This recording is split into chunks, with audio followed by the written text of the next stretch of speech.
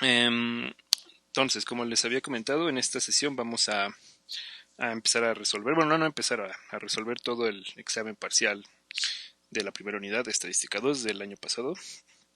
Y pues ya saben, ¿no? Esta unidad es de pruebas de hipótesis. Entonces, básicamente todas las preguntas del examen van sobre este ejercicio de aquí, ¿no? Este nos dice que considere una muestra, ay Dios, considere una muestra aleatoria x1 hasta xn proveniente de una distribución continua uniforme sobre el intervalo abierto de 0 a θ con un parámetro desconocido θ mayor a 0. Y aquí pues nos dice cuál es la función de densidad de esa distribución, ¿no? Que es f de x dado θ igual a 1 entre θ, que es la longitud del intervalo, por la indicadora de que el valor de x esté en ese intervalo de 0 a θ. Y nos pide que consideremos la hipótesis estadística, la hipótesis nula h0, como que θ, el valor del parámetro, sea menor o igual a 1. Luego nos dice que alfa y beta son dos constantes estrictamente mayores a 0 y estrictamente menores a 1, que representan las máximas probabilidades de error tipo 1 y error tipo 2, que son aceptables respectivamente, ¿no? Alfa para el error de tipo 1 y beta para el error de tipo 2. Entonces, como todas las preguntas de este examen son sobre este mismo planteamiento, pues aquí antes de ya meterme de lleno a lo que son las preguntas, pues nada más escribo lo importante, ¿no? Que pues la muestra es uniforme 0 θ, ¿no? En general solo sabemos que θ es una constante mayor que 0, entonces el espacio paramétrico pues son todos los números reales positivos. Y la hipótesis, en este caso, la hipótesis nula es que θ es menor o igual a 1, entonces el espacio paramétrico asociado con esa hipótesis pues sería, bueno, el subconjunto, ¿no? Del espacio paramétrico asociado con esa hipótesis sería pues los valores mayores a 0, pero menores o iguales a 1, ¿no? Entonces sería este intervalo. Y bueno, ya como tal, la primera pregunta nos pide, entonces la primera pregunta nos dice que mediante la técnica de cociente de verosimilitudes se obtenga explícitamente una región de rechazo de nivel alfa y aparte nos hace una pregunta de si es posible lograr mediante dicha técnica que la prueba sea exactamente de tamaño alfa y nos pide justificar claramente, ¿no? En general, todas las preguntas nos va a pedir justificar claramente. ¿A qué se refiere con eso el profesor? A que, pues si no, o sea, si está bien, ¿no? Lo que tienen de resultados, pero no se ve como que argumentos importantes para eso, llegar a esos resultados, no se ve claro por qué se llega a esos resultados, pues la respuesta se va a considerar que está mal, ¿no? Eso sí es muy importante con este profesor. Entonces, pues para construir nuestra región por cociente de verosimilitudes, pues vamos a tener que calcular primero cómo es la función de verosimilitud, por supuesto, ¿no? Entonces, para eso vamos a tomar una muestra aleatoria observable, ¿no? Que ya la vamos a considerar, por lo menos para este ejercicio, como si fuera la muestra aleatoria observada, ¿no? Que viva en nuestro espacio de las posibles muestras. La vamos a anotar así como X flechita. Y como esa es una anotación que yo me invento, pues no estaría de más sí especificar, ¿no? Por lo menos al principio que esta X flechita se referencia pues al vectorcito de nuestras observaciones. Entonces, pues ya con esta muestra aleatoria observada, la función de verosimilitud evaluada en un posible valor del parámetro θ, dada nuestra información muestral, pues en este caso, como estamos suponiendo en esta materia que nuestras muestras aleatorias cumplen que las variables son independientes e idénticamente distribuidas, pues simplemente sería el producto desde igual a 1 hasta n de todas nuestras funciones de densidad marginales, que en este caso venían dadas por la expresión 1 entre θ, por la indicadora de que nuestros números x y estuvieran entre 0 y θ. Y cuando uno realiza este producto, pues como este 1 entre θ, que es θ a la menos 1, no depende de i, se queda multiplicando por sí mismo n veces, entonces nos queda θ a la menos n, y pedir que cada una, ¿no? Que es al realizar el producto, pedir que cada una de nuestras x sea mayor que 0 y sea menor que θ, lo podemos escribir de forma más simplificada así, como que la más pequeña de nuestras x, que sería el mínimo observado de nuestra muestra, sea mayor que 0, y la más grande de nuestras x, que sería el máximo observado, sea menor que θ, y aquí en medio estarían todos los demás valores, ¿no? En general solamente podemos asegurar que estos sean, que el máximo sea mayor o igual al mínimo, ¿no? Entonces, para ya especificarlo, que todas las x estén entre este intervalo, lo podemos escribir de esta forma para que sea más simplificado. Y entonces ya como función de θ, pues esta sería nuestra función de verosimilitud y solamente nos diría que θ es mayor que máximo muestral, ¿no? Porque pues sí, también tendría que ser mayor que el mínimo y que todos los demás, pero pues en general solamente sería mayor que el máximo y mayor que cero, ¿no? Ya viéndolo como función de teta. Pero bueno, entonces, ya para hacer este cociente de verosimilitudes, pues lo que uno tiene que hacer es plantear, bueno, lograr justificar, encontrar cómo es el supremo de esta función de verosimilitud cuando tomamos valores dentro de este conjunto, dentro del subespacio dentro del subconjunto, perdón, del espacio paramétrico que va asociado con nuestra hipótesis nula.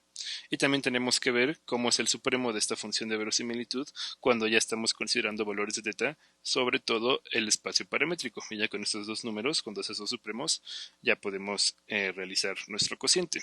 Entonces, primero vamos a analizar cómo es en general nuestra función de verosimilitud, sobre todo el espacio paramétrico.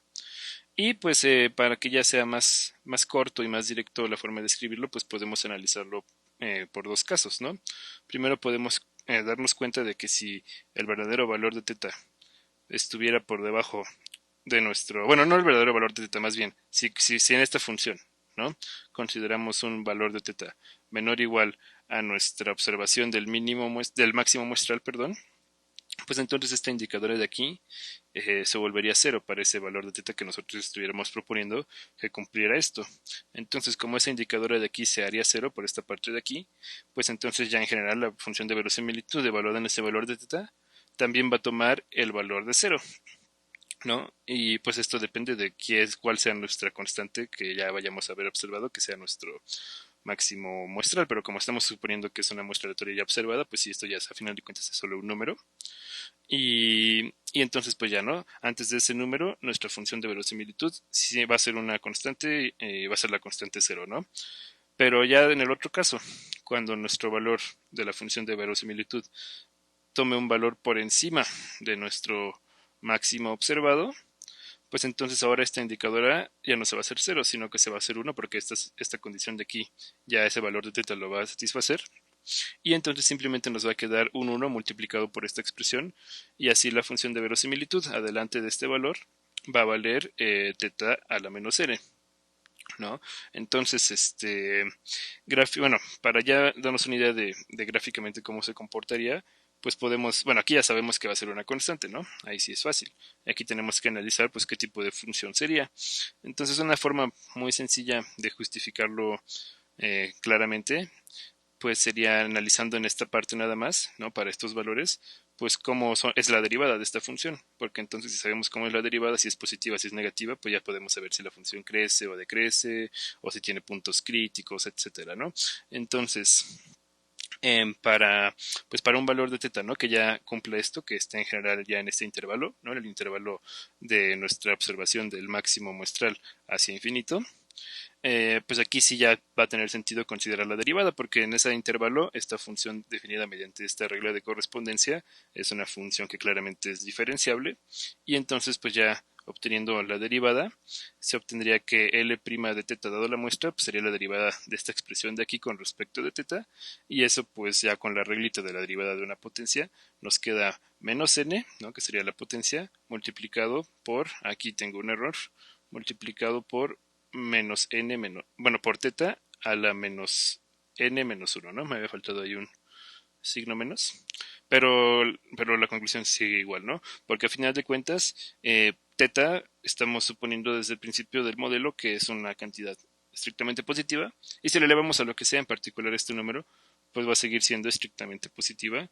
También el n es un entero positivo, y entonces todo esto es un entero positivo, pero está multiplicado, perdón, todo esto es un número positivo, pero está multiplicado por este menos, entonces ya cuando se multiplica por el menos nos queda negativo, y entonces la derivada, ¿no? Siempre en esta parte de aquí para estos tetas, pues nos queda que es un número positivo, y como la derivada es estrictamente menor que cero, pues lo que podemos concluir es que por lo tanto la función de verosimilitud va a ser una función decreciente en ese intervalo donde estábamos analizando la derivada, que era para los valores de teta mayores a el máximo muestral observado.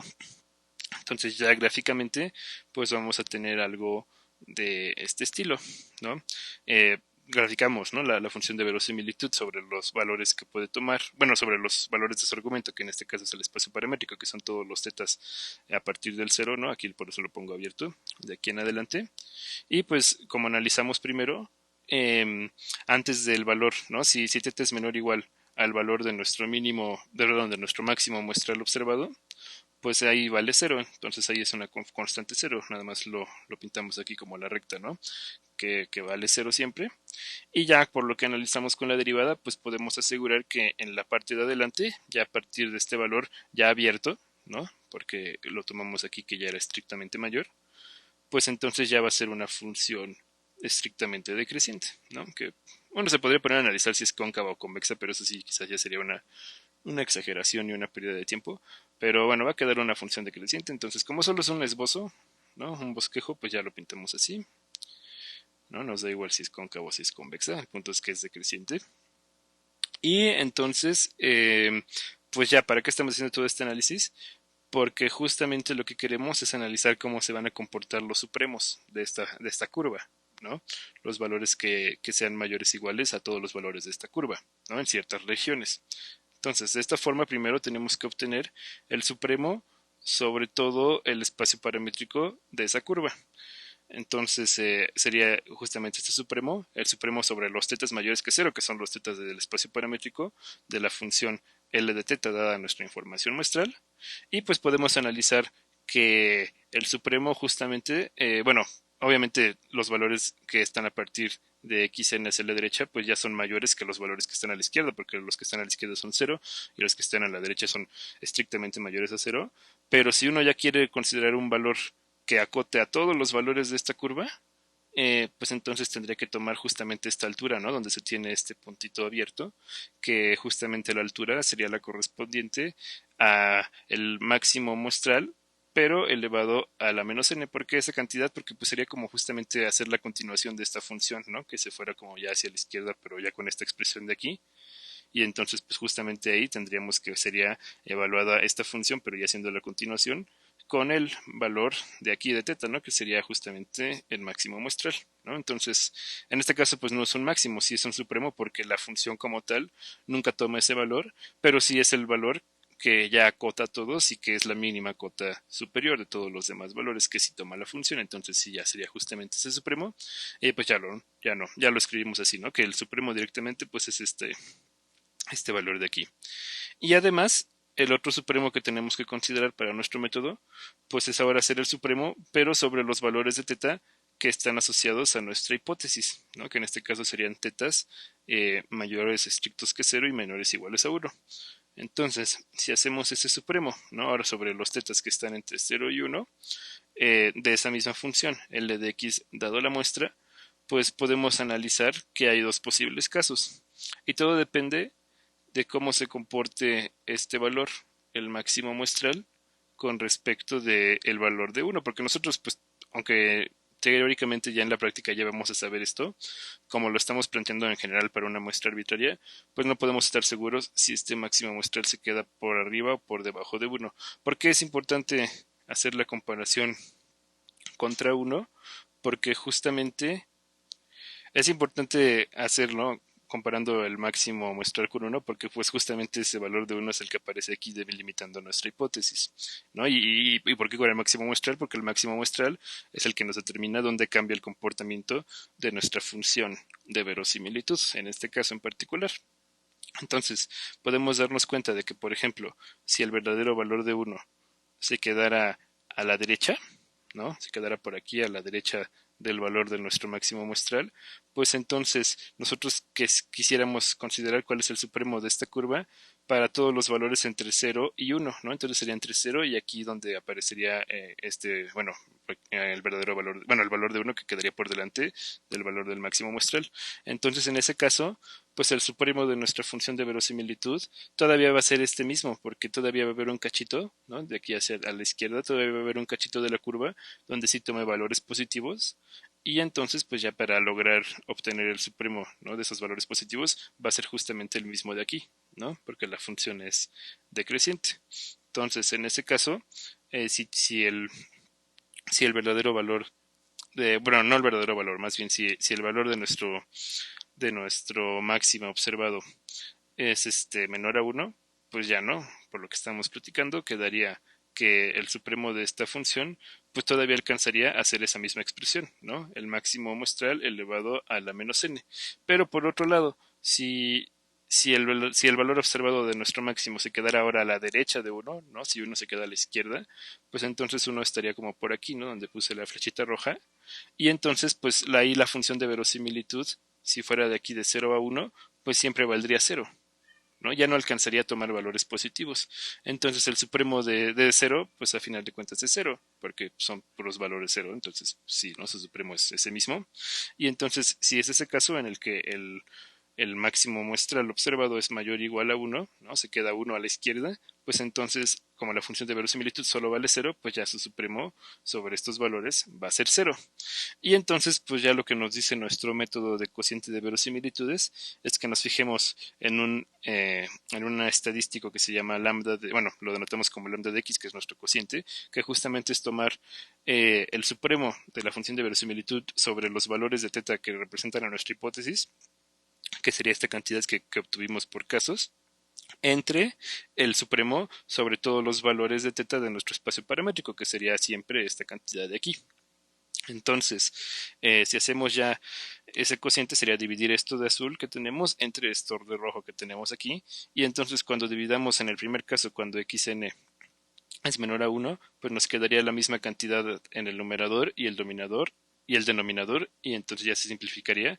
Y en ese caso en el que el máximo muestral observado sea menor a 1, tendríamos que el cociente de verosimilitudes valdría 1. Por otro lado, si el máximo muestral ahora es menor o igual a, perdón, aquí sería mayor o igual, si el máximo muestral es mayor o igual a 1, entonces pues en el numerador sería 0 y el denominador sería esta cantidad que es positiva. Entonces, pues ya al final de cuentas eso nos volvería a dar 0. Y entonces este cociente de verosimilitudes, pues solamente tiene estos dos casos, ¿no? Que vale exactamente 0 o exactamente 1, ¿no? Y dependiendo de qué suceda con nuestro máximo muestral observado, ¿no? Entonces, pues como ya uno que tiene cómo se comporta ese cociente, pues ya lo que nos dice nuestro método de cociente de verosimilitudes es que nuestra región de rechazo tiene que tener la siguiente forma. Nuestra región de rechazo serían todas las muestras observables tales que nuestro cociente de verosimilitudes observado sea menor o igual que un valor c sub alfa, donde c sub alfa es un número estrictamente mayor que 0 y estrictamente menor a 1. O sea, la idea de esto es que sea lo suficientemente pequeño para que podamos rechazar la hipótesis, lo suficientemente cercano a 0, pero en general se le pone así un valor abstracto c sub alfa para después pues tratar de poder controlar la probabilidad de error que no sobrepase el valor de alfa, ¿no? Entonces, justamente, ¿no? Con eso se expresaría pidiendo que la probabilidad de que se caiga en nuestra región de rechazo sea menor o igual a alfa, pero siempre que nuestra hipótesis sea verdadera, porque entonces si nuestra hipótesis es verdadera y calculamos la probabilidad de rechazar, justamente estaríamos calculando entonces la probabilidad de error tipo 1, que es lo que queremos que sea menor o igual a alfa. Pero ¿qué va a ocurrir en este caso? Pues en este caso, si nosotros nos ponemos a calcular esta probabilidad, pues ya sería la probabilidad de que nuestra muestra caiga en nuestra región de rechazo, ya viéndola como un vector aleatorio. Y entonces, pues como está definida nuestra región de rechazo, esa sería la probabilidad de que nuestro cociente de verosimilitudes, ya viéndolo como un estadístico, sea menor o igual al valor c sub alfa. Pero si este valor c sub alfa es un valor estrictamente menor a 1 y estrictamente mayor a 0, y en este caso en particular, nuestro estadístico solamente puede tomar el valor de 0 o el valor de 1, pues entonces pedir que nuestro estadístico que solamente toma el valor de 0 o el valor de 1 sea menor o igual que una cantidad estrictamente menor a 0, en este caso en particular va a ser totalmente equivalente a pedir que nuestro estadístico sea exactamente igual a 0, porque solamente así se va a cumplir que sea menor o igual a algo que sea estrictamente menor a 1. ¿Por qué? Porque esto variable aleatoria a final de cuentas solamente vale 0 o 1, ¿no? De hecho, desde ese sentido, aquí no es como tal importante, pero pues justamente estamos en un ejemplo donde la distribución de nuestro cociente de verosimilitudes pues va a ser asociada a la distribución de una variable aleatoria Bernoulli porque solamente toma valores entre el 0 y 1. Digo, no es demasiado importante que sea Bernoulli, pero pues es una curiosidad, ¿no? De hecho, ni siquiera lo escribí porque como tal no es importante ahorita, pero el punto es que sí, como es a final de cuentas una variable aleatoria discreta porque solo toma estos dos valores, pues ya solamente tenemos que pedir pues el valor que ya se quedaría por debajo de este, o sea, su alfa, que sería en este caso el valor de 0, y la probabilidad de que esta variable aleatoria tome el valor de 0, pues como está definida su regla de correspondencia, sería cuando no, bueno, ya pensándolo como variable aleatoria, nuestro máximo muestral se quede por arriba de 1, ¿no? Entonces, esto es la probabilidad de que nuestro máximo muestral, ya pensándolo como un estadístico, como una variable aleatoria, sea mayor o igual a 1. Y pues podemos calcular fácilmente esta probabilidad en términos de la función de distribución de nuestro máximo muestral. Entonces, nosotros pues ya sabemos, o espero, que se puede obtener de manera muy sencilla la función de distribución del máximo del mínimo, y en este caso pues la función de distribución del máximo muestral elevado perdón, no elevado, evaluado en cierto valor x minúscula, pues es la función de distribución del modelo de donde proviene nuestra muestra aleatoria elevado al tamaño de muestra, ¿no? Elevado a la n. Y también sabemos que, bueno, espero que a este punto uno ya supiera de memoria cómo se puede obtener rápidamente pues la función de distribución de este modelo, ¿no? Del modelo uniforme 0 teta. Entonces, en general, la función de distribución del modelo uniforme es x menos el extremo inferior del intervalo, que en este caso es 0, entonces nos queda x menos 0, que es x, entre el extremo superior, que en este caso es teta, menos el extremo inferior, que en este caso es 0, entonces nos queda entre teta, y todo multiplicado por la indicadora de que x esté dentro de nuestro intervalo de la uniforme, y luego más la indicadora de que x se quede por adelante de nuestro intervalo. Entonces, si uno no se sabe de memoria esto, pues tendría que ponerse a calcular, ¿no? Con la integral respectiva la función de distribución. Tampoco es que sea muy difícil, pero pues sí sería un poquito de tiempo perdido, pero bueno, se puede hacer en caso de ser necesario. Pero pues ya sabemos esto de aquí, ya sea que nos lo sabíamos o que lo obtuvimos mediante la integral respectiva, pues ya que lo tenemos, ya podemos calcular cuál sería esta probabilidad, que sería justamente pues la probabilidad de rechazar, por eso lo que estamos haciendo todo esto, para ver cómo es la probabilidad de que se rechace. Entonces, la probabilidad de que se rechace, pues sería 1 menos la función de distribución de nuestro máximo muestral evaluado en 1, porque pues justamente sería la probabilidad de que el máximo sea mayor o igual a 1, que eso es 1 menos la probabilidad de que sea menor a 1, pero como es una variable aleatoria continua, pues da igual, ¿no? No tenemos que considerar límites por la derecha ni nada por el estilo, ya podemos tal cual calcularlo de esta forma con el complemento.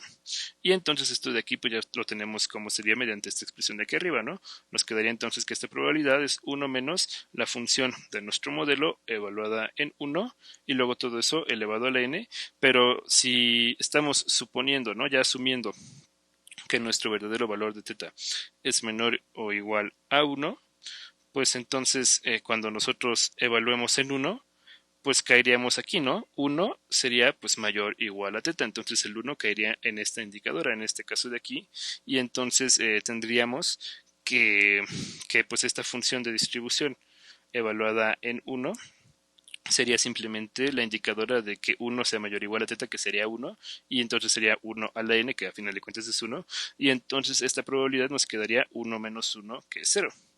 ¿Y por qué eso es importante? Porque pues 0 es estrictamente menor que alfa, ¿no? Alfa nos habían dicho que era un valor estrictamente entre 0 y 1, y aquí lo estamos haciendo para un alfa totalmente arbitrario dentro de ese intervalo. Entonces, cuando uno quiere que la prueba sea de tamaño alfa, pues lo que se busca es que la probabilidad de error tipo 1 máxima, pues sí sea exactamente igual a alfa, o bueno, tal vez no máxima, pero el supremo, ¿no? De las probabilidades de error tipo 1, que sea exactamente igual a alfa. Y aquí no vamos a poder que sea exactamente igual a alfa porque esta probabilidad siempre va a quedar estrictamente menor a alfa. Entonces todo esto de aquí, aunque a lo mejor estaba pareciendo un poquito exageración, realmente era con la idea de justificar que de esta forma es imposible que la prueba por cociente de verosimilitudes sea exactamente de tamaño alfa, siempre y cuando alfa sea un número estrictamente mayor a cero, que es lo que nos preguntaba el examen. Pero al mismo tiempo también estamos justificando que la prueba con región de rechazo, ¿no? Que dada por lo que nos dio este cociente de verosimilitudes, que ya la podemos reescribir de esta forma, ¿no? En lugar de pedirle, por todo lo que analizamos aquí, en lugar de pedirle que sea menor o igual a un C sub alfa, voy a directamente pedirle que el cociente de verosimilitudes en este caso en particular sea igual a cero, que repito, ¿no? Como solo eran dos posibles valores, pues es totalmente equivalente en este caso. Entonces, al mismo tiempo, al ver que esta probabilidad siempre va a ser menor a alfa, pues podemos ya justificar que nuestra prueba por cociente de verosimilitudes, cuya región de rechazo ya la podemos escribir así, que también a final de cuentas lo podemos escribir así, porque que lambda de x sea mayor o igual a cero es equivalente a que nuestro máximo muestral sea mayor o igual a 1, ¿no? Pues siempre va a ser esta región de rechazo de aquí, de nivel alfa, y eso para cualquier alfa que nosotros pongamos dentro de este intervalo, ¿no? ¿Por qué? Porque pues las probabilidades de error tipo 1 siempre van a estar por debajo de alfa, que eso es lo que quiere decir que sea de nivel alfa. Entonces, sí va a ser de nivel alfa, como nos pedía el ejercicio, pero nunca va a poder ser de tamaño alfa cuando alfa esté dentro de este intervalo. Y pues sí, ¿no? Ya también, ya para que ya quede más limpio, pues sí, ¿no? Vale la pena ya expresarlo de esta forma, porque entonces pues ya más que ponernos a pensar qué onda con el cociente, pues ya directamente la región de rechazo nos diría, se va a rechazar siempre y cuando tu observación sea menor o igual a 1, y se va a rechazar y se va a no rechazar siempre y cuando sea mayor a 1. Y eso pues sí tiene cierto sentido porque pues por cómo está nuestro modelo, eh, sabemos que nuestro máximo siempre va a estar entre cero y teta, ¿no? Porque cada una de nuestras variables aleatorias está entre cero y teta. Entonces, en particular, el máximo va a ser una cantidad estrictamente menor a teta. Y entonces, si nosotros ya estamos viendo que, bueno, a ver, aquí creo que puse al revés la, pues sí, ¿no? Sí, sí, puse al revés la región aquí. Sí, ya por eso ya estaba viendo que iba a dar algo extraño. Sí, no, aquí, perdón, aquí era cuando el máximo es mayor o igual, ¿no? Entonces, ahora sí, si nuestro máximo sabemos que siempre es una cantidad estrictamente menor a teta y estamos observando que nuestro máximo es mayor o igual a 1, pues entonces ya estaríamos demostrando que teta es mayor o igual a 1, que justamente pues sería lo contrario a lo que tenemos en nuestra hipótesis, ¿no? Entonces, bueno, podría todavía darse bueno, de hecho sería estrictamente mayor a 1, ¿no? Porque ya sería más estrictamente mayor que este valor, ¿no? Que sí ya es lo contrario de lo que tenemos en nuestra hipótesis y entonces pues nos estaríamos yendo al extremo en el que solamente vamos a rechazar en el caso de que la propia teoría nos permita rechazar porque ya estamos demostrando que nuestra hipótesis es cierta, ¿no? Entonces por eso pues la probabilidad de error nos da cero porque ya estaríamos haciendo una demostración. Por supuesto, todo esto asumiendo que nuestro modelo es correcto, ¿no? Ese es un gran supuesto, pero sí, bajo este supuesto que se está haciendo en general siempre en esta materia de que nuestro modelo inicial es correcto, pues sí, ya estaríamos probando que teta realmente es mayor o igual a 1 y por eso la probabilidad de error sería siempre cero con esta región, ¿no? De este estilo que nos arrojó nuestro método de cociente de verosimilitudes y por eso no se puede que sea exactamente de tamaño alfa. Y bueno, ya que vimos que no se puede que sea de tamaño alfa, pero que siempre va a ser de nivel alfa, pues ahora ya lo que nos dice la pregunta 2 es justamente que nos pide arreglar eso, ¿no? Nos dice, construya una región de rechazo de forma que la prueba resultante sea de tamaño alfa y tal que el estadístico de la prueba sea suficiente y minimal. También calcule y bosqueje la función potencia de dicha prueba.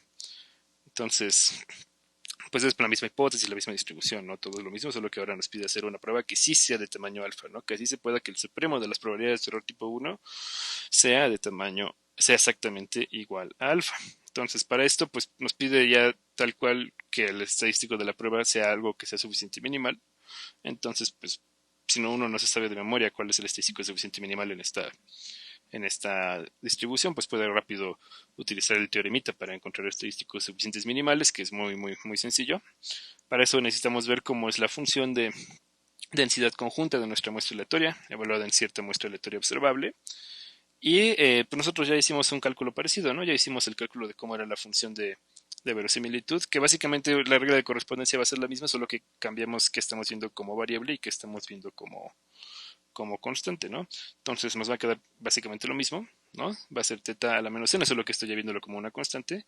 Y estas indicadoras ya nos importan ya viéndolas como desde la perspectiva de la variable, porque aquí pues quisiéramos que, habíamos puesto, ¿no? Que el mínimo fuera mayor a cero, y eso ya por definición es menor o igual que el máximo, y que el máximo fuera menor a teta. Entonces podemos separar esta indicadora como el producto de estas dos, ¿no? Que se cumplen al mismo tiempo estas dos condiciones, es equivalente, y ya no lo veríamos como ese número multiplicado por la indicadora de que por un lado el mínimo sea un número positivo, pero que al mismo tiempo el máximo sea un número estrictamente menor a teta.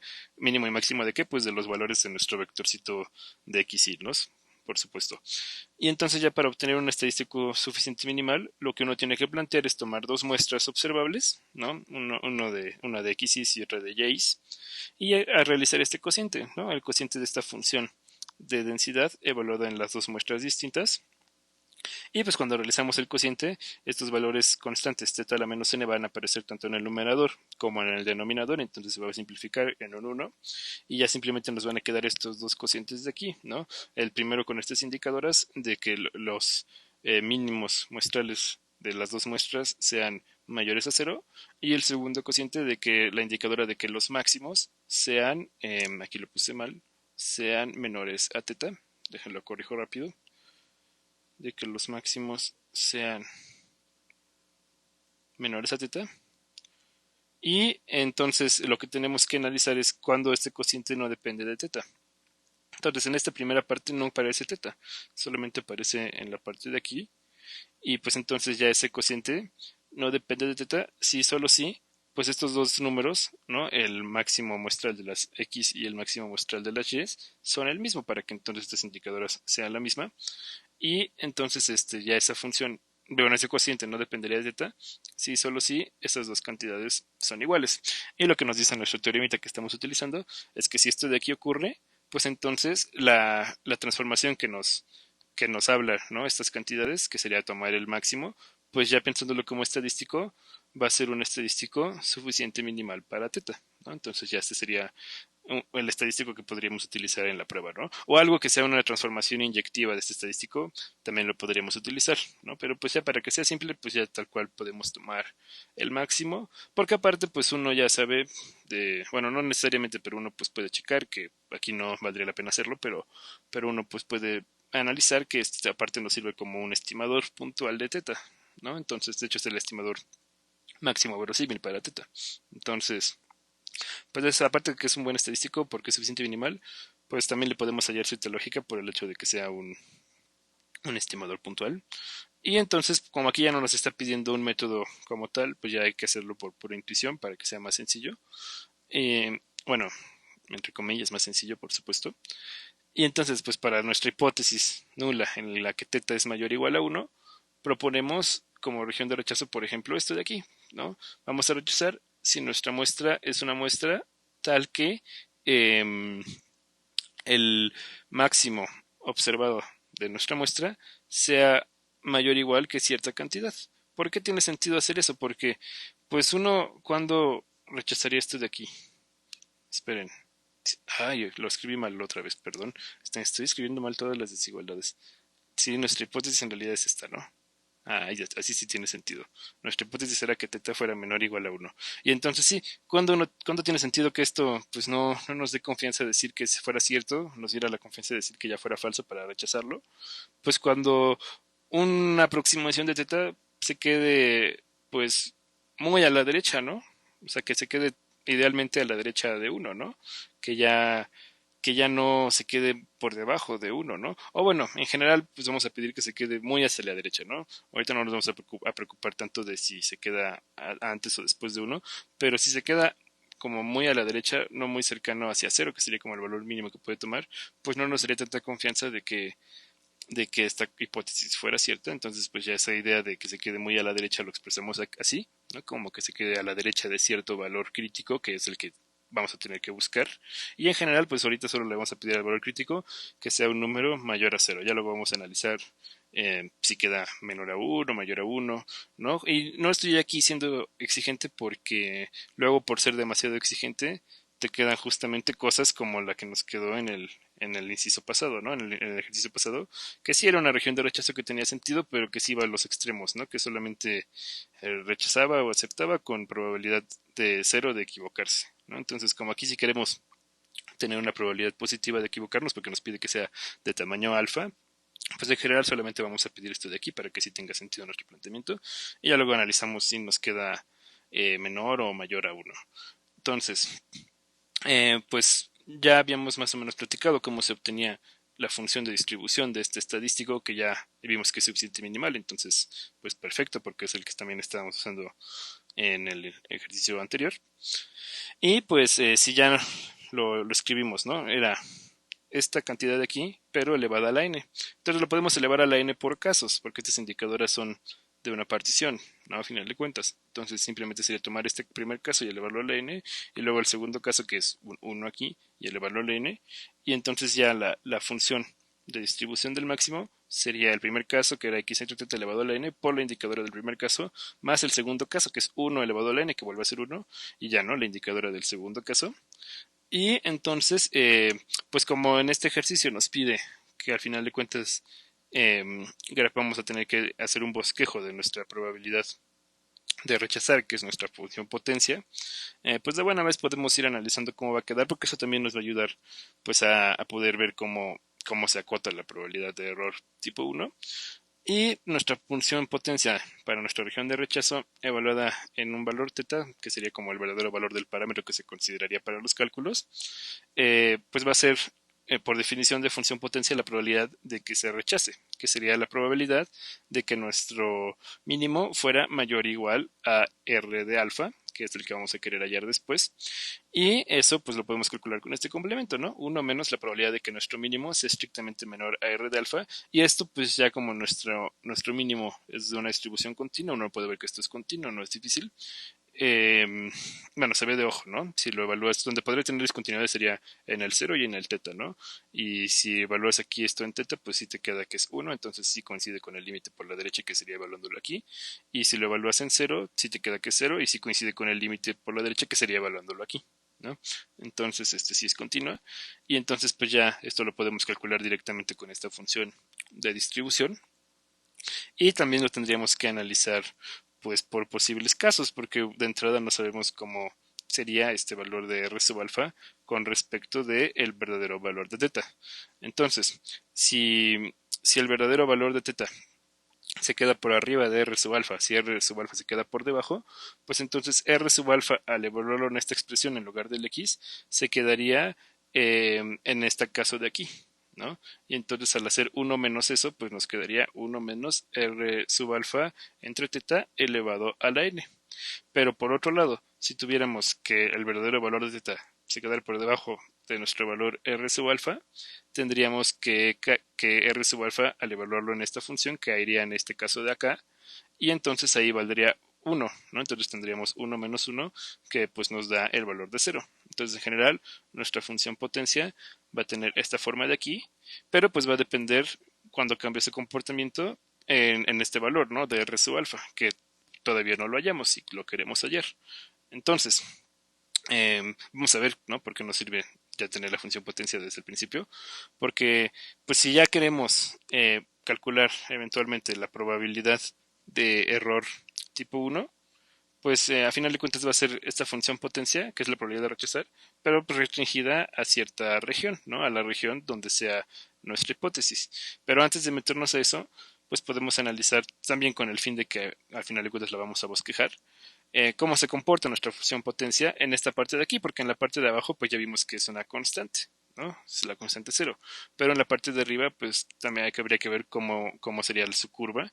Y pues otra vez una forma sencilla y rápida de ver su comportamiento sería analizando su derivada, que obviamente en esta parte, si tomamos un teta, ¿no? En este intervalo abierto, ¿no? De r sub alfa hacia infinito, pues ahí sí esta expresión va a ser una expresión que va a ser diferenciable con respecto de teta, y entonces ahí sí tiene sentido calcular la derivada de pi de r de teta con respecto de teta, por supuesto, y haciendo los cálculos respectivos, pues podríamos sacar, ¿no? Bueno, este 1, pues ya sería su derivada 0, entonces ya lo omitimos, y nos quedaría este menos multiplicando, ¿no? Lo podemos sacar como constante de la derivada, también podríamos sacar como constante de la derivada al número r de alfa elevado a la n, que es lo que tenemos aquí, ¿no? Entonces se sigue multiplicando al final con el resultado porque lo sacamos como constante de la derivada, y ya solamente nos quedaría la derivada de menos teta a la menos n, y eso pues es muy sencillo porque sería menos n, que queda multiplicado por el menos que ya teníamos de aquí, entonces solo nos queda n, y luego por teta a la menos n menos 1, que es teta a la menos, y luego entre paréntesis n más 1, y eso pues escribiéndolo abajo, dividiendo para que sea más compacto, pues ya nos quedaría teta elevado a la n más 1, ¿no? Entonces, pues como teta es una cantidad positiva desde nuestro modelo, lo de abajo va a ser positivo, y también lo único que asumimos para este R sub alfa era que iba a ser un valor positivo. Entonces lo de arriba también es positivo, el n por supuesto es positivo, y pues en general ya todo este cociente va a ser positivo. Entonces nuestra derivada de nuestra función potencia con respecto de teta en todo este intervalo va a ser una cantidad positiva, y entonces nuestra función, aquí le puse prima pero ahí no iba prima, entonces nuestra función pi de r, ya sin la derivada, pues en ese intervalo donde le analizamos su derivada, que era positiva, va a ser una función estrictamente creciente, ¿no? Entonces, esto nos va a ayudar tanto para acotar el error como para bosquejarlo ya después. Y ahora sí que ya queremos acotar el error para poder hallar este R sub alfa que acote el error para ya terminar bien nuestra región de rechazo, pues ya vamos a asumir que nuestra hipótesis es verdadera, que es cuando θ es menor o igual a 1, y lo que queremos para que sea nuestra prueba de tamaño alfa es que el supremo sobre los valores de teta en esa hipótesis, que son los tetas mayores a 0 y menores a 1, pero pues ya aquí ya nada más le pongo menores iguales a 1, de nuestras probabilidades de rechazo, que bajo esta hipótesis serían nuestras probabilidades de error tipo 1, sea igual a alfa, pero pues esto de aquí lo podemos escribir como nuestra función potencia, ¿no? Evaluada en teta. Entonces lo que queremos es que el supremo de nuestra función potencia evaluada en teta para los tetas menores iguales a 1 mayores que 0 sea exactamente igual a alfa. Pero alfa es una cantidad estrictamente positiva, por como lo planteo en el ejercicio. ¿Y eso por qué lo estoy haciendo mencionar? Porque nosotros teníamos que nuestra función potencia o era esta cantidad, que uno puede verificar que es estrictamente positiva, bajo esta condición, por supuesto, porque si r de alfa es menor que teta, pues esta cantidad es menor a 1, elevado a la n sigue siendo menor a 1, y si solo restamos a 1, el resultado va a ser estrictamente mayor a 1, entonces esto de aquí sí es positivo, y aquí es 0, y si nosotros queremos que nuestro supremo sea exactamente igual a 0, pues vamos a requerir que sobre estos valores de teta, no se tengan puros casos que caigan en este de aquí abajo, que tengamos algunos que sí caigan en el de aquí arriba, porque aquí arriba es donde sí nos puede dar una cantidad positiva esta pi de teta. Entonces, ¿por qué escribir todo esto antes? Para que ya de manera más concisa, digo, pensando en que esto es una solución de un examen, para que ya de manera más concisa se pueda ya justificar sin ningún problema que solamente va a ser posible esto de aquí, o sea que nuestra prueba vaya a quedar de tamaño alfa, si nuestro valor r de teta es menor, perdón, r de alfa es menor a teta. ¿Por qué? Porque ahí es cuando nuestra función potencia sí nos puede dar una cantidad positiva. Este caso ya no nos va a interesar con nuestros fines de que sea de tamaño alfa la prueba. Entonces, y eso en particular, pues como estamos asumiendo que teta es menor o igual a 1, pues va a implicar que r de alfa va a ser menor o igual a 1, ¿no? Ahorita vamos a ver por qué eso es importante. Y no, más bien eso es importante porque pues justamente, ¿no? Al principio les dije que no convenía quizás desde aquí ya plantear que esto fuera menor o mayor que 1, ¿no? Aunque a veces uno pensaría que sí, pero pues ya a final de cuentas uno logra llegar a este tipo de justificaciones, entonces sí, ¿no? Ya para que sí sea posible nuestra que nuestra prueba sea de tamaño alfa, pues lo que sí vamos a necesitar es que nuestro valor crítico para rechazar sea estrictamente menor a 1. Si no es esto, no va a ser posible, ¿no? Que justamente pues es algo que no ocurría en lo que nos quedaba acá, ¿no? Ahí nuestro valor crítico era exactamente igual a 1, no era estrictamente menor, ¿no? Entonces, pues sí, como que concuerda con lo que habíamos obtenido en el ejercicio anterior. Y pues ya, con esto observado, ¿no? Más bien con esto de aquí, pues lo que tendríamos es que queríamos lo siguiente, que el supremo de nuestra función potencia sobre los valores de teta menores o iguales a 1 sea exactamente igual a alfa. Y bueno, también aquí, como ya sabemos que nuestra función potencia es una función creciente y en general el valor máximo, ¿no? Como el que podríamos acercarnos para este R de alfa, para este valor de z, perdón, asumiendo que nuestra hipótesis es cierta, es cuando z es igual a 1, pues si queremos que esta función pi de teta se haga lo más grande posible, pues necesitamos que nuestro valor de teta se haga también lo más grande posible porque es una función creciente en esta parte de aquí, ¿no? Entonces, pues ya para lograr eso, pues ya tomamos simplemente el caso teta igual a 1 que se puede tomar aquí, no hay problema. Y entonces, pues lo que quisiéramos es que, bueno, ya lo que obtendríamos más bien es que este supremo, pues sería justamente la función pi de r de teta, pero cuando teta es igual a 1, que sería justamente aquí lo que tengo escrito, ¿no? Entonces lo que queremos es que este supremo, que es esta cantidad, sea igual a alfa, pero esta cantidad pues ya evaluándolo es 1 menos r de alfa entre 1, que nos queda r de alfa elevado a la n. Y si queremos que eso sea igual a alfa, pues va a ser equivalente, ya despejando el r de alfa, que sería pasándolo para acá sumando, luego el alfa restando y luego sacando raíz enésima, lo que tendríamos sería que r de alfa tendría que ser la raíz enésima de 1 menos alfa. Obviamente la raíz positiva, ¿no? Porque pues estamos considerando que r de alfa tiene que ser un número positivo, ¿no? Podría ahí haber dos raíces si fuera n par, pero pues ya se descarta una porque queremos que sea un número positivo nuestro valor crítico. Entonces, pues ya no, justamente aquí como ya lo estamos planteando para que sea exactamente de tamaño alfa, pues ya no fue necesario ponerle desigualdades, ya tal cual ya lo pusimos con una igualdad. Y entonces tomando este valor crítico, exactamente este valor crítico, pues vamos a obtener por todo lo que estamos planteando que nuestra prueba sea exactamente de tamaño alfa, ¿no? Que ya es lo que tengo aquí escrito. Así la prueba, definida mediante la región de rechazo, que sean todas nuestras muestras observables, tales que nuestro máximo observado sea mayor o igual que ese valor crítico que obtuvimos que tenía que ser, que es 1 menos alfa a la 1 entre n, pues ya nos define una prueba que sea exactamente de tamaño alfa. Y lo único que faltaría para ya terminar el ejercicio sería realizar un bosquejo rápido de cómo se ve el comportamiento de nuestra función potencia. Entonces ahí pues ya nos remitimos a lo que habíamos analizado aquí y habíamos visto que teníamos que partirlo en dos casos, cuando el valor de teta de la función potencia era menor o igual a nuestro valor crítico r de alfa y cuando nuestro valor de teta era mayor o igual a nuestro valor crítico r de alfa. Y ya habíamos analizado que antes de r de alfa valía 0 y después valía esta expresión que analizamos que es una función, en esta parte es una función estrictamente creciente. Entonces pues ya bosquejándolo tendríamos algo de este estilo. Tendríamos que antes de nuestro valor crítico, que es 1 menos alfa a la 1 entre n, que es un valor justamente que es menor o igual a 1, estrictamente menor que 1 de hecho, si alfa es estrictamente mayor a 0, entonces se quedaría a la izquierda de 1. Entonces, antes de este valor crítico, el comportamiento de nuestra función potencia es que es una función constante en 0. Y cuando ya se toma aquí, ¿no? Ya los valores de teta que sean mayores o iguales a nuestro valor crítico, pues ya empieza a ser una función creciente. Tendríamos que ver si da o no da un brinco. Como hacemos eso, pues nos vamos aquí, ¿no?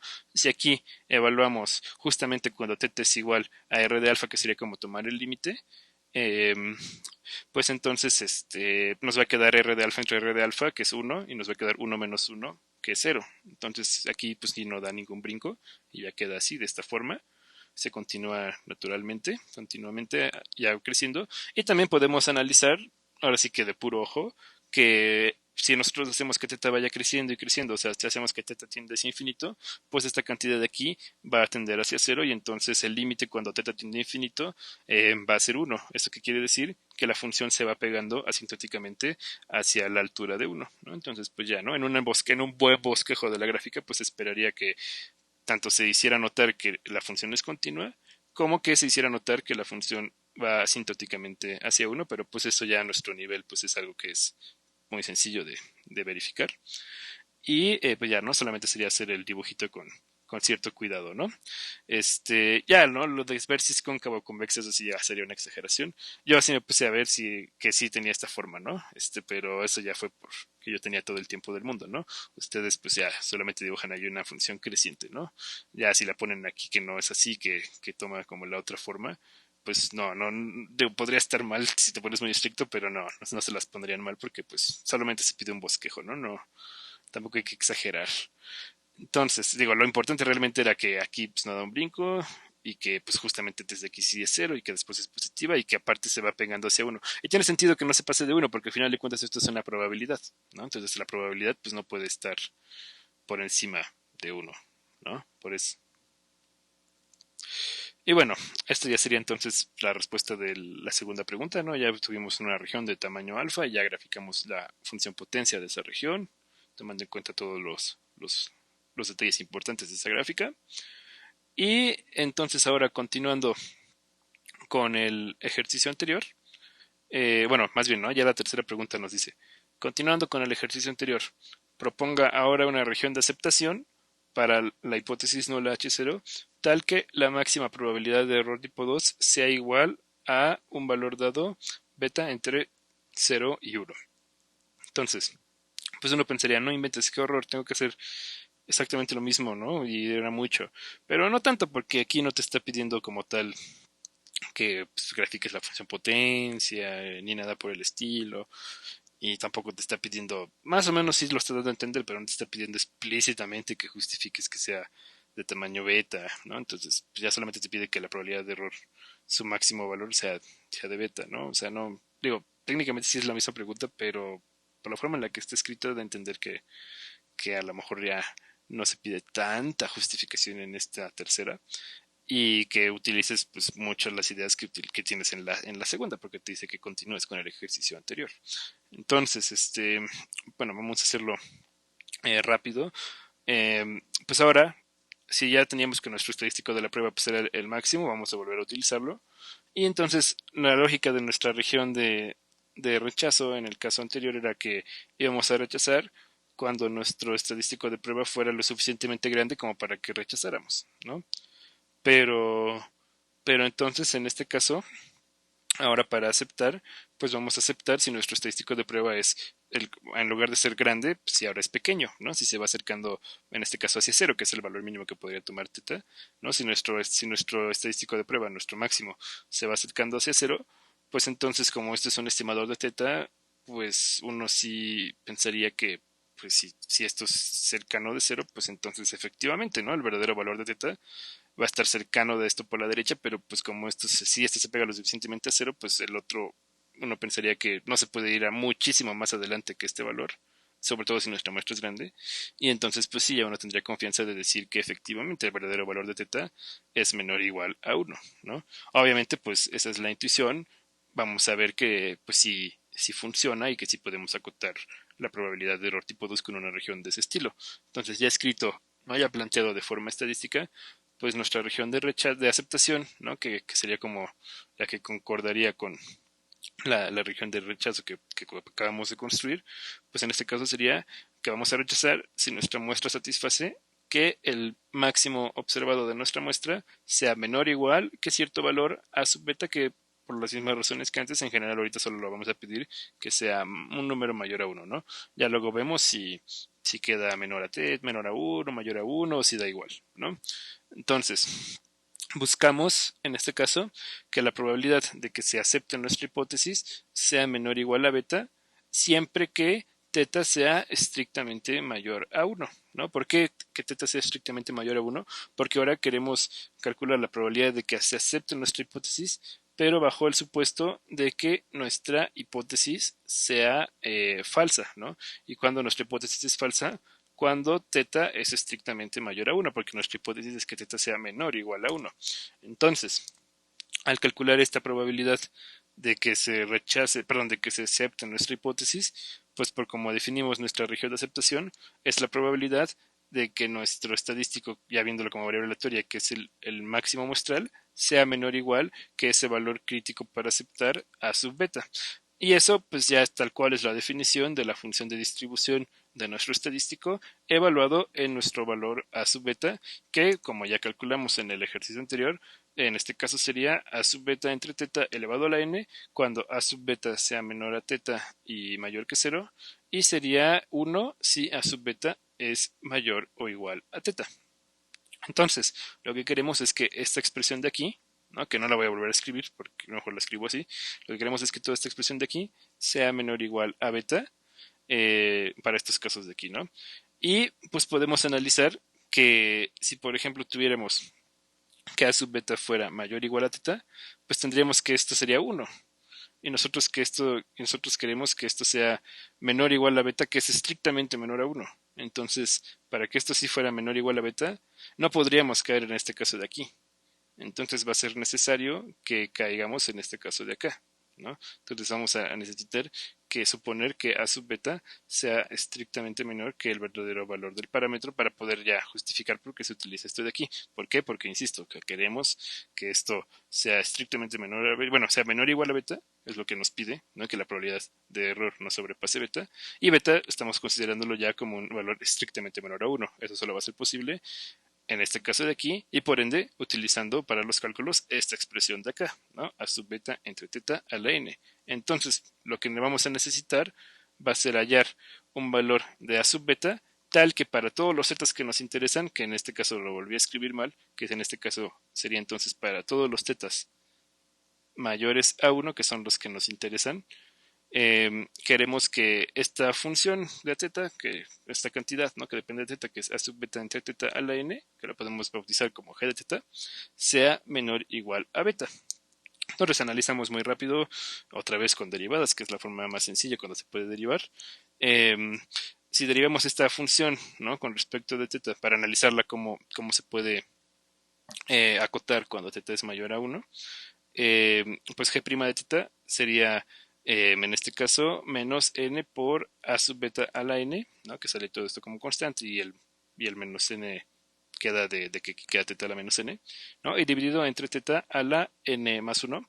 Y por lo mismo, ¿no? Como estamos suponiendo que a sub beta es positivo, que teta es positivo, n es un entero positivo, entonces aquí no lo escribí, pero esto de aquí pues es una cantidad que es estrictamente menor a cero, ¿no? Entonces, aquí lo pongo, ¿no? Esta es una cantidad que es estrictamente menor a cero cuando, cuando tenemos que teta es mayor a cero, por supuesto, ¿no? En general, que es siempre en nuestro modelo. Entonces, pues en general G es decreciente en todo el intervalo de 0 a más infinito, que es todo nuestro espacio paramétrico. Y como G es una función decreciente, pues en particular G de 1, la evaluación de G de 1 va a ser estrictamente mayor que G de teta siempre que teta sea mayor a 1, porque es una función estrictamente decreciente. Entonces, si nos vamos más hacia adelante con un teta más hacia adelante de 1, pues G de teta va a ir decreciendo, se va a ir haciendo más pequeña que G de 1. Entonces, ¿por qué eso es importante? Porque entonces lo único que basta garantizar para que nuestra probabilidad de error tipo 1 no sobrepase el valor de beta es que G de 1, que acota nuestras probabilidades de error tipo 2, perdón, es error tipo 2, dije error tipo 1, G de 1 que por esto de aquí, ¿no? Ya estaría acotando nuestra probabilidad de error tipo 2 para cualquier valor de teta que nos interese, tenga que ser menor o igual que beta. Si garantizamos esto, pues ya automáticamente también garantizaríamos que nuestra probabilidad de error tipo 2, independientemente del valor de teta que estemos suponiendo, eh, de los que nos interesan, por supuesto, va a ser menor o igual a beta esa probabilidad de error tipo 2. Y ya planteando esto, pues G de 1, la evaluación, simplemente nos da a sub beta elevado a la n, y eso es menor o igual a beta si solo si, sacando raíz enésima, y como estos son positivas las cantidades, la función raíz enésima pues ahí está bien definida y es creciente, entonces se mantiene la desigualdad y obtenemos que a sub beta tiene que ser menor o igual a beta a la 1 entre n, y de esta forma pues ya pensando en que nuestra región de rechazo, de aceptación, sea lo más amplia posible y también que pues sea justamente, ¿no? Que se busque aquí como la igualdad, que no va a ser como tal de una máxima probabilidad de error tipo 2, porque en este caso no se puede que sea la máxima, pero del supremo que acota nuestras probabilidades de error tipo 2 sea exactamente igual a beta, que es lo que nos pedía, pues entonces ya se toma tal cual, ¿no? A sub beta igual a beta a la 1 entre n, y por lo tanto nuestra región de aceptación ya quedaría de la siguiente forma, ¿no? Todas las muestras observables tales que el máximo muestral de esa muestra se quede por debajo de esta cantidad, beta a la 1 entre n. Esta sería la región de aceptación, creo que había dicho de rechazo, esta sería la región de aceptación que nos... Y de esta forma ya tendríamos pues la respuesta de la pregunta 3. Y bueno, ya que hicimos estas tres preguntas, pues esta sería la primera mitad del examen, que, pero la segunda mitad es muchísimo más corta. Ya nada más es básicamente interpretar los resultados que se obtienen en la primera mitad. Y entonces en el primero nos dice, suponga que se tiene que la muestra aleatoria observada es la siguiente, ¿no? Solo un valor x1 que es igual a 0.9 y un valor x2 que es igual a 0.73. Son las únicas observaciones que tenemos. Y lo que nos dice es explícitamente, no le puse, aquí iba, bueno, lo voy a poner, calcula explícitamente el p-valor, ¿no? Era lo que nos decía. Calcula explícitamente, si va a caber explícitamente, sí, sí cabe. Explícita, ay, no ocupo. Bueno, calcula de forma explícita el p-valor. Eh, entonces, pues, en este caso nuestro tamaño de muestras es en igual a 2 porque solamente tenemos dos observaciones. Y pues ya en pues, nuestra región de rechazo, ¿no? De nuestra pregunta 2 era, ¿no? Lo podemos checar, era que íbamos a rechazar siempre y cuando, eh, bueno, ¿dónde lo tengo? Aquí está, ¿no? Íbamos a rechazar siempre y cuando nuestro máximo muestral fuera mayor o igual que la cantidad 1 menos alfa a la 1 entre n. Entonces, pues lo volvemos a poner aquí. Vamos a rechazar siempre y cuando nuestro máximo, que aquí ya le pongo x2 porque solo son dos observaciones, sea mayor o igual que la cantidad 1 menos alfa elevado a la 1 medio, ¿no? Porque n es igual a 2. Y pues justamente quién sería nuestro máximo ya observado, pues sería punto 9, ¿no? Que es esta primera observación que es mayor que esta, ¿no? Entonces es el máximo.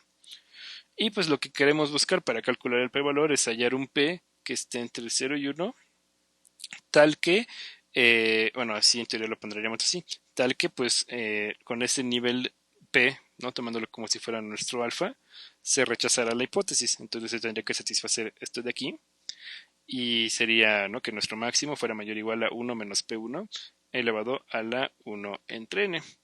Y eso va a ocurrir, pues ya en nuestro caso particular, si solo si nuestro máximo, que es punto 9, es mayor o igual que 1 menos P1 elevado a la 1 medio, ¿no? Porque n es igual a 2. Y ya, ¿no? Haciendo pues el análisis correspondiente, pues elevamos al cuadrado, ¿no? Como son valores que estamos suponiendo positivos, bueno, mayores o iguales a 0. Desde aquí eh, se respeta el sentido de la desigualdad al elevar al cuadrado, entonces nos queda que punto 9 al cuadrado tiene que ser mayor o igual a, aquí no sé por qué me faltó ponerle el 1 menos, tiene que ser mayor o igual a 1 menos P1 y entonces pues ya luego ya aquí despejando ahora sí P1 lo pasamos a la derecha, este lo pasamos a la izquierda y nos queda que P1 tiene que ser mayor o igual que 1 menos punto 9 al cuadrado, que si hacemos esto pues punto 9 nos queda al cuadrado nos queda punto 81 y 1 menos nos queda punto 19. Entonces pues ya el p-valor para rechazar, el p-value en este caso sería justamente ese valor P1 que acabamos de calcular, que es igual a punto 19, ¿no? Tal cual, ¿no? Ya sería lo único que hay que hacer en la pregunta 4. Ya este es el p-valor para rechazar, punto 19. Y ahora la pregunta 5 nos dice, suponga que se tolera como máximo, como máxima, aquí parece que dice máximo, pero se supone que dice máxima, supongo que se tolera como máxima probabilidad de, bueno, no, sí estaba bien, perdón. Supongo que se tolera como máximo probabilidad .5 de error tipo 1 o tipo 2, ¿ok? Y entonces, de acuerdo con lo obtenido en las preguntas 2 y 3, o sea, en las que nos pedía construir región de rechazo y aceptación, ¿qué se elige entre rechazar, aceptar o no decidir respecto a la hipótesis nula H0? Entonces, obviamente con esta misma muestra observada, ¿no? Se tiene que sobreentender. Entonces, pues si ya tenemos, ¿no? Que nuestra muestra observada es eso de ahí, pues ya sabemos entonces, lo vuelvo a escribir, que nuestro máximo muestral era el valor de 0.9. Y lo que tendríamos que calcular serían nuestros valores críticos. En este caso, pues ya sabemos, nos está diciendo que supongamos que alfa es igual a beta y esto es igual a 0.5. Entonces, el valor crítico que obtuvimos en el que era para la región de rechazo era R sub alfa, vamos a ponerlo así, R.05, y era 1 menos alfa elevado a la 1 entre n. Entonces, en este caso sería 1 menos 0.5 elevado a la 1 entre 2, o sea, raíz cuadrada. Y entonces simplemente nos quedaría la raíz de 0.95, ahorita lo aproximamos.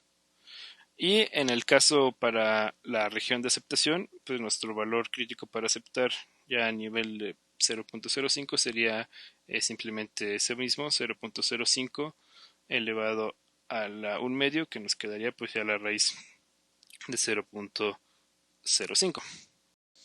Y bueno, ya aproximando los valores, nos queda que el primero es aproximadamente de 0.9747 y que el segundo es aproximadamente de 0.2236. Y entonces pues las reglitas que obtuvimos para rechazar y aceptar eran que íbamos a rechazar la hipótesis nula de que θ era menor o igual a 1, siempre y cuando nuestra observación del máximo muestral fuera mayor o igual que este valor crítico, que aproximadamente es 0.9747, y íbamos a aceptar nuestra hipótesis nula si ese máximo muestral era menor o igual a 0.2236 aproximadamente. Entonces, como nuestra observación del máximo muestral, que es 0.9, es mayor que 0.2236, o sea, no cumple esta condición, y es menor que 0.9747, o sea que tampoco cumple esta condición de acá, pues en este caso no se debe decidir si rechazar o aceptar. Caeríamos justo en la región de indecisión de nuestra prueba de hipótesis, que es pues la desventaja que tiene hacer una prueba de hipótesis con ambos tipos de regiones, de rechazo y de aceptación. Si solamente tienes de rechazo o solamente tienes de aceptación, pues ya siempre se rechaza o no se rechaza, o siempre se acepta o no se acepta. Pero aquí que tenemos las dos posibilidades, podríamos tener un caso como este en el que llegamos en una región en la que no se puede ni rechazar ni aceptar. Y pues justamente, bueno, ya esto sería pues la respuesta a la pregunta 5, que sería no se decide si se rechaza o se acepta. Y ya la pregunta 6, que es la última del examen, nos dice que continuando con lo anterior, si la opción de no decidir queda descartada, o sea, justo lo que nosotros obtuvimos, ¿qué sería preferible entre aceptar o rechazar H0? Y obviamente justificando la respuesta. Entonces, pues nosotros ya en el ejercicio 4 calculamos que el p-valor para rechazar era un valor P1 que lo habíamos llamado P1 y nos daba que era de 0.19, y pues ahora vamos a tener que calcular el p-valor para aceptar. ¿Por qué? Porque pues justamente la forma de decidir esto va a ser calculando ambos p-valores, y dependiendo de cuál p-valor nos quede más pequeño, vamos a decidir si se acepta o si se rechaza, ¿no? Nos quedamos con el más pequeño porque pues, el p-valor al final de cuentas va a representar una probabilidad de error, ¿no? Ya dependiendo si es de tipo 1, si se rechaza, o tipo 2, si se acepta. Entonces, para calcular el p-valor para aceptar, pues vamos a plantear que un valor p2 sea el valor crítico que haga que se rechace nuestra hipótesis, que como teníamos nuestra región de rechazo era que nuestro máximo muestral fuera menor o igual a cierto valor crítico. Entonces aquí recordemos que el valor crítico tenía la forma de un alfa elevado a la 1 entre n. Aquí pues sería nuestro valor p2, que es el que queremos hallar, elevado a la 1 medio, porque n es igual a 2, y queremos que nuestra observación del máximo muestral sea menor o igual a ese valor crítico para que se acepte la hipótesis, perdón, siempre digo rechazar en lugar de aceptar, para que se acepte la hipótesis. Entonces esto va a ocurrir si solo si pues la raíz de P2, que es lo que tendríamos aquí, es mayor o igual que nuestra observación, que ya es concretamente el valor de 0.9. Y entonces pues ya despejando P2, como estamos suponiendo que P2 es positivo y también 0.9 pues, es positivo, al elevar al cuadrado se mantiene el sentido de la desigualdad, y obtendríamos que P2 tendría que ser mayor o igual que 0.9 al cuadrado, pero pues ya como queremos que sea la máxima probabilidad, perdón, en este caso queremos que sea como que ya se tome la igualdad, ¿no? Para ya calcular quién sería el p-valor, lo que tendríamos es que P2 tiene que ser exactamente igual a 0.9 al cuadrado, que es justamente el valor de 0.81, y ya, ¿no? Este valor P2 es el p-value para aceptar. Y pues en este caso tenemos que P1, el valor del p-valor para rechazar, que era punto 19, pues es menor igual, ¿no? Pero es menor, al final de cuentas, que el valor de punto 81, que es el p-value para aceptar. Y entonces, como esto se da, se va a elegir rechazar la hipótesis en lugar de aceptarla, pero pues con una máxima probabilidad de error tipo 1 de punto 19, que pues es bastante alta, ¿no? Digo, sería muchísimo peor tomar esto como probabilidad de error tipo 2, ¿no? Sería todavía peor, pero, pero pues no es como que punto 19 sea una probabilidad pequeña. Pero pues tampoco era de esperarse otra cosa, ya que pues nuestro tamaño de muestra era 2, ¿no? Solamente tenemos dos observaciones. Obviamente con dos observaciones no podemos aspirar a ser demasiado pequeña nuestra probabilidad de error. Y pues ya esta decisión de que se elige rechazar la hipótesis por toda esta cuestión, pues ya sería la respuesta a nuestra pregunta 6. Y con eso pues ya concluiríamos este examen parcial de la primera unidad de estadística 2 correspondiente al tema de pruebas de hipótesis.